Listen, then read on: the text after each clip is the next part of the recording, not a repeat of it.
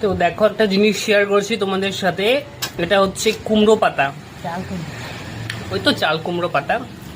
এটাকে লবণ জলে ভিজিয়ে রাখা হয়েছিল কিছুক্ষণ, যাতে একটু নরম হয়ে যায়।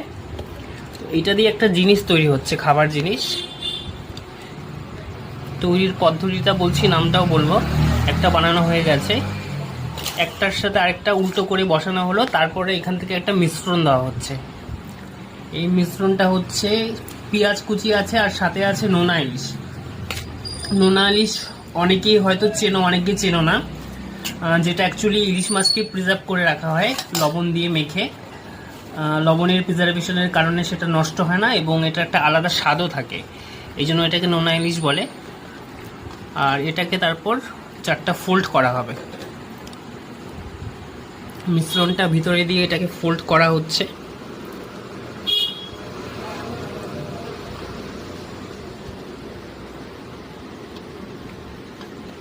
এই যে দুটো তৈরি হয়ে গেল।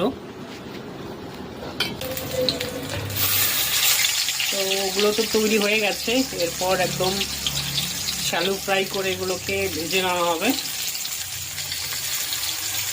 কেন পাতাটা তো আর কাঁচা ভালো লাগবে না, ভেতরে যেটা ওটা একটু কাঁচা কাঁচা ছিল, পেঁয়াজ কাঁচা খেলেও এটা কাঁচা খাওয়া যাবে না, এই জন্য একটু হালকা করে পাতাগুলোকে ভেজে নেওয়া হবে। পাতাটা ভাজার সাথে সাথে ভেতরটাও যেটা আছে ওটা কাঁচা ভাবটা কেটে যাবে।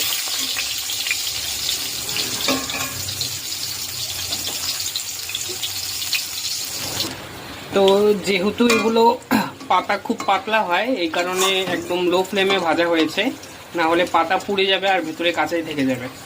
আর কমপ্লিট হয়ে গেছে ভাজা, দেখে বোঝাই যাচ্ছে ডার্ক হয়ে গেছে কালারটা একদম, আর এর থেকে বেশি ভাজলে পুড়ে যাবে। তো যাই হোক, খাবারের জিনিসটা তোমার কেমন লাগলো তোমাদের, আর তোমরা কখনো খেয়েছো কিনা কমেন্ট করে অবশ্যই জানাবে। যারা ফেসবুকে দেখছো তারা অবশ্যই ফলো করে দিবে, আর ইউটিউব থেকে যারা দেখছো অবশ্যই সাবস্ক্রাইব করে দেবে। Thank you so much.